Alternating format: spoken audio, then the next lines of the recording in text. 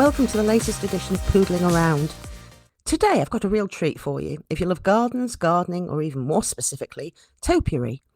That's because my guest today is Chris Crowder, the head gardener at Levens Hall and Gardens near Kendal in Cumbria. This historic home is one of my PR clients and one for whom I had the idea of a World Topiary Day. We started this in 2021 in semi-lockdown, but it's grown like Topsy and has now engaged over 50 gardens worldwide in this year's celebration, which is taking place on May the 12th. It's a truly fitting celebration for Levens Hall and Gardens to lead. But why is that? Let's find out by talking to Chris Crowder.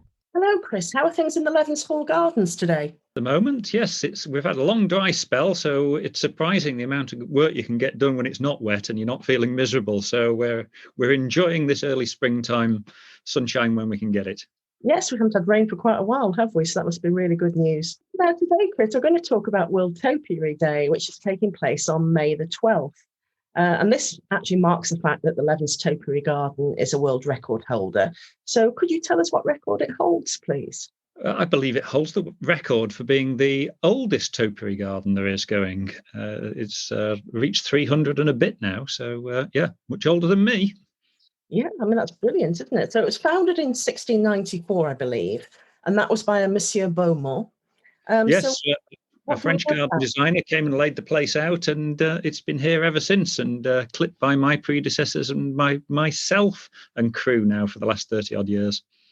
Do we know anything about Monsieur Beaumont? We know very little. Well, we know enough. He was from France, and he was gardener to the king, James II, at the time, down in the royal palaces in London. But as fashions change in gardens, so they do in kings. And when he had to leave the throne, Beaumont left work in the royal palaces and came to Levens, amongst other gardens.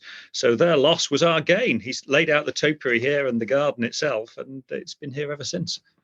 I think there's some sort of thought that he might have also been a student of Le Notre at...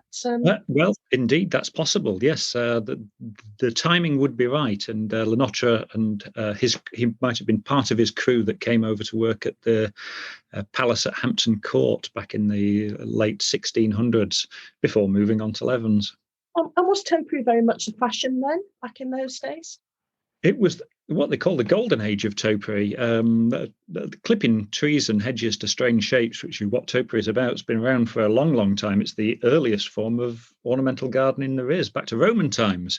But certainly in the late 1600s, it reached a peak of fashionability. And if you had money and a big garden, topiary would be, and formal layout would be what you were putting in that back then. And so today, can we still see some of those 17th century pieces that were planted back then? We certainly can in the Levens gardens. Elsewhere, fashions changed and people moved on, but at Levens, they have been maintained, clipped and reshaped every year ever since. So to see the original, and perhaps the best, Levens Hall would be the place to come. And is there a particular one that people could identify as being one of the originals? When you actually go into the topiary garden, which covers about an acre or so to the east of the house, quite a lot of them date back to those early times. And certainly I say when we're looking out at the garden, it's the big ones and it's the ones that are standing on trunks of their own. And there are certainly at least a dozen shapes that would fit that bill. And then there's every age in between, even the ones that were planted in the 1820s. You would say, well, they're still 200 years old. It's like centuries and centuries of growth and gardening go together to make this amazing spectacle. And can you tell us some about the most famous pieces that you've got there? Because there's certain characters, aren't there? Oh, well, over time they gather a name or two and we need to navigate around the garden. So we add a few more names and sometimes visitors come up to us and suggest names. So the biggest pair in the garden are the great umbrellas. One certainly looks very much like an umbrella and the other one's more of a squared off shape, but they've got seats underneath and shed the rain and keep the sun off. So the great umbrellas are the biggest ones, 10 metres high. We've got crowned arches, we've got judges' wigs, we've got Queen Elizabeth and her maids of honour.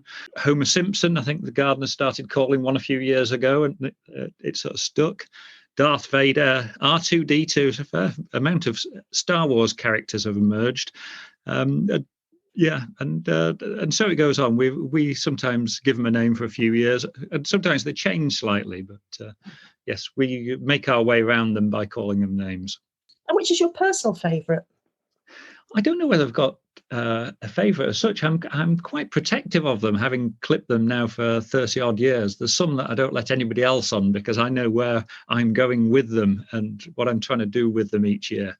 So I'm particularly fond of anything up to about 2 meters tall. The ones you don't have to get the scaffolding or the hydraulic lifts out to reach the tops of, they're nice to clip if we can just stand there, and they're human sized or human relatable.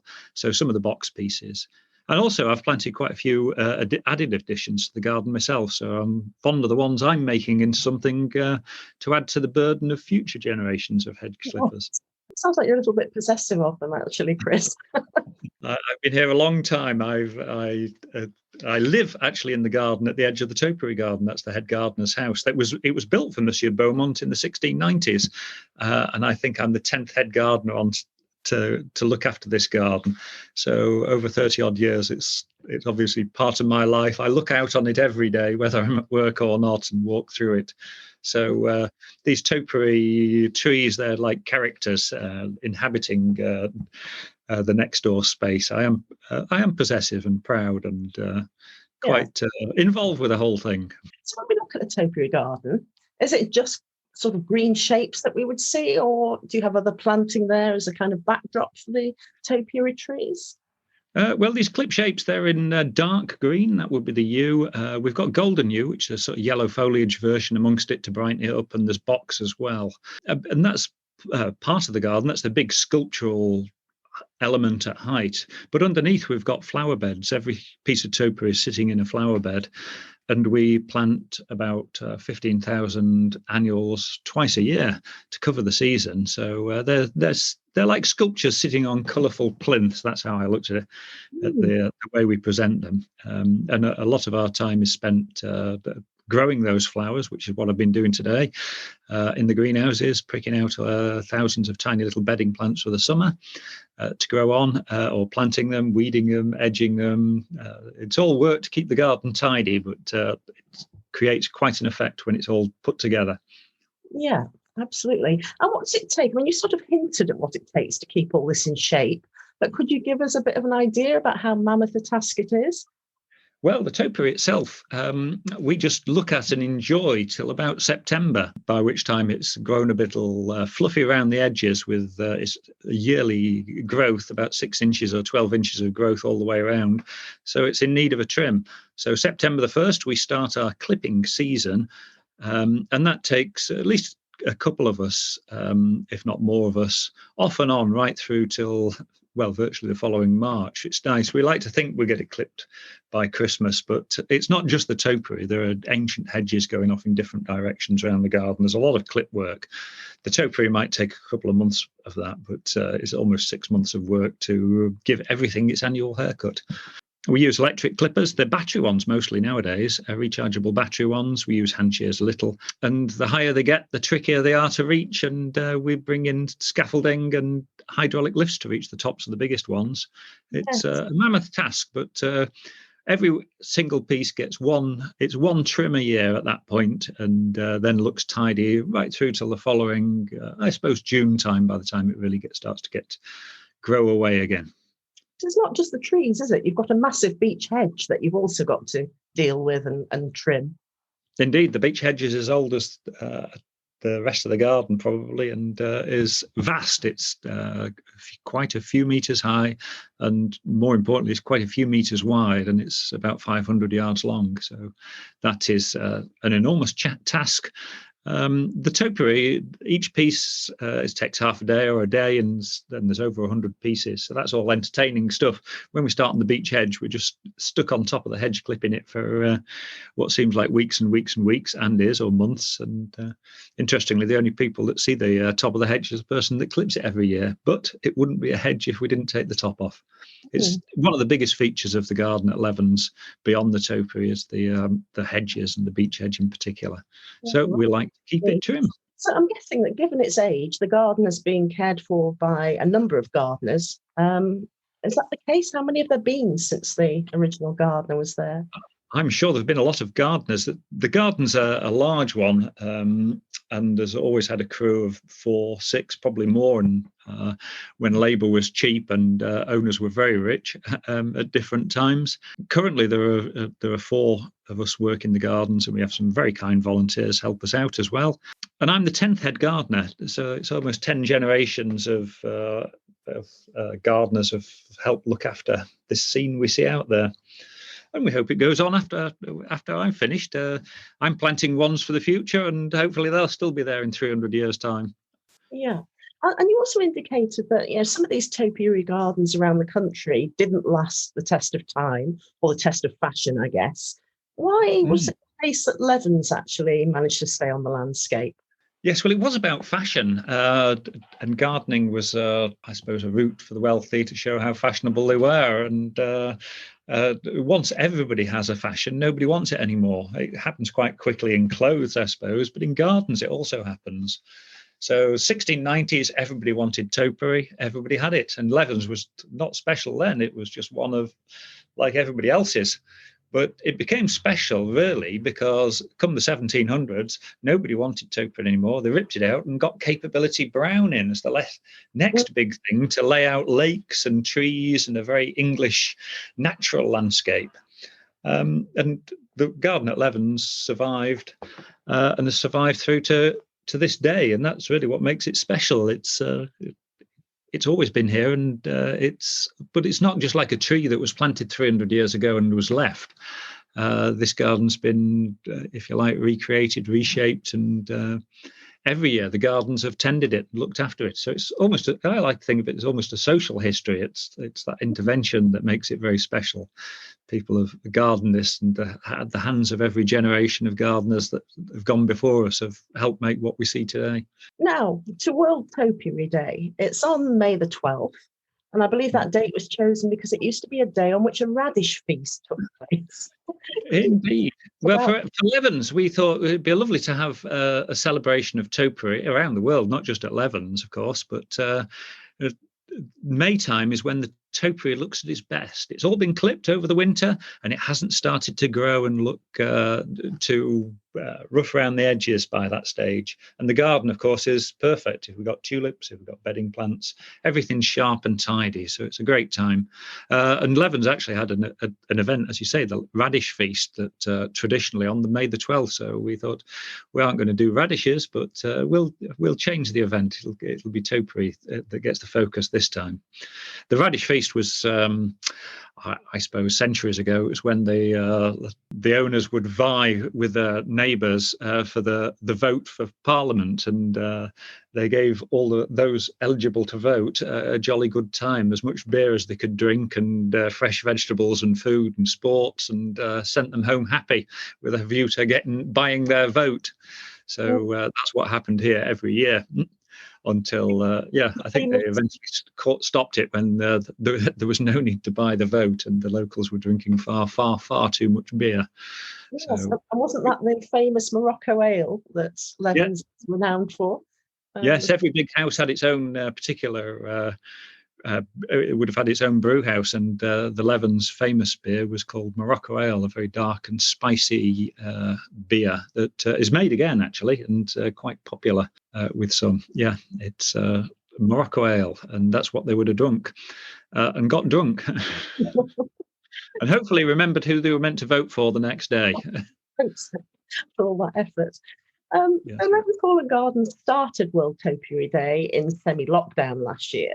But I believe it's really captured the imagination of many other gardens around the world. Could you tell us a little more about that and how that's happened? Yes, well, the idea was, it's not Levens Topiary Day, it's World Topiary Day. So the more people that are interested in topiary, they've got a date to hang their interest on now, and certainly, particularly, there are topiary and boxwood societies around the world, and Europe, and the French group in particular.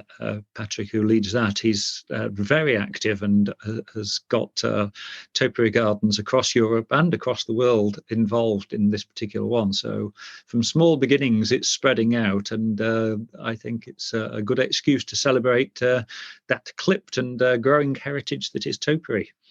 Yes, and anybody can really celebrate this, can't they? Because there's going to be a hashtag World Topiary Day, and people can get onto social media, see what's going on with other gardens around the world, and kind of share the love, I guess. Yes, yes. I think we're doing it for a day. We might be doing it over the whole weekend. They got going in Europe and thought one day wasn't long enough, so it'll be started on Thursday the 12th, I think, but it'll continue right through the weekend with celebrations across the world in different gardens. Whatever form they take, as much as anything, it's just one could be with the topiary and see the topiary and enjoy it for what it is. In a way, that's going to be the focus at Levens, really. Yeah, so what is happening at Levens on Thursday, May the 12th? Well, I'll be taking tours throughout the day, tours with something to show. Instead of my usual show the entire garden, we might have a look around the entire garden, but the focus will be on the clipped features, those topiary pieces themselves. So I'll be doing tours, talking about topiary, talking how people can start topiary. We'll be showing the tools of the trade and how we go about maintaining these clip features. It'll be all about the topiary. Yes, because the gardens aren't all about topiary, are they? I know it's the most famous feature probably, but you have a lot of other things there. Could you describe some of the other aspects to the Levens garden? Yeah, there's certainly more to see, and that we have, of course, the main topiary garden, which is the first thing that hits people, and it's a big hit. You enter through a small door, and you're in there amongst the thousands of bedding plants and these huge sculptural pieces. But on from there, we have a wall around the entire garden, so there's wall shrubs. We have an orchard, which will be in blossom, and we're growing bee and pollinator plants underneath that. We have herbaceous borders. We've got the bowling green, which occupied by the local croquet club, all dressed in white currently. The beech hedges. We've got a willow labyrinth. We've got a fountain garden with pleach limes around that. Red borders, nuttery, vegetable borders, and so on. It's an ornamental garden. And if entirely delighted by the garden and exhausted by it all, we've also got a lovely deer park with a river running through it to while away a few hours of a walk after that. So it's an entertainment all day. Tell me about the ha-ha. That's another feature, isn't it? Oh, yes, of course, yes, the ha-ha. We have the earliest ha-ha recorded in England. It certainly caught on later in the 1700s, but when the garden was being laid out, it was a new innovation. And a ha-ha really is just a wall sunken away down in a ditch so you can't see it. But until this ha-ha was introduced, all gardens had to be surrounded by a tall wall or a tall hedge or a tall something to keep the animals and the locals out. But the idea of sinking the wall down in a ditch made for uninterrupted views out into the countryside, which was a real innovation in its time, and caught on in a big way. There's not many really big houses and gardens that don't have a ha-ha somewhere now, but Levens was the first. So as we walk along the main herbaceous borders out along the red borders, we have a view of the countryside, which, as I say, was very peculiar at its time, and it was astounding. Low tech, but certainly did the trick. The cows and the sheep stay on one side, and there's no barrier to looking at the countryside outside on the other. It sounds idyllic. And I suppose that's the thing about Levens, isn't it? It's got such a lovely backdrop. It's not just the garden, it's where it's actually set in the Lake District. And it is actually, and the ha-ha is just one of my favourite places to stand, actually, because they've got the garden on one side, and looking out, we've got the field, and away in the distance, there's White Scar and Whitbarrow, which is a big limestone cliff about a mile away, which this view leads out to. And if you look through the trees just in the right direction, you can see the Coniston Fells, the Lake District Fells in the distance. So yes, we're just on the edge of the Lake District. So now, if I wanted to get involved with topiary, or somebody listening to this wanted to do so, how hard is it? If I wanted to do it at home? Well, hopefully everybody's inspired when they've been around the garden to have a little go at home.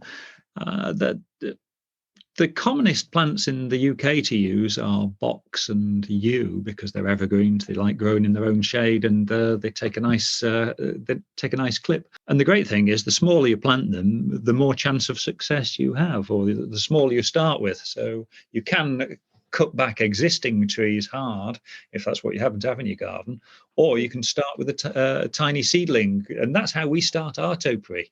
They're just little hedging plants about a foot or 18 inches high, 30, 45 centimetres, something like that. And we grow them into the shape rather than start big and cut things back into a shape. We grow them out and into these structures. And so long as you've got a little patience, you only have to intervene once a year and cut a bit away, and it'll grow again. But next time it grows, it'll grow thicker. It's all possible.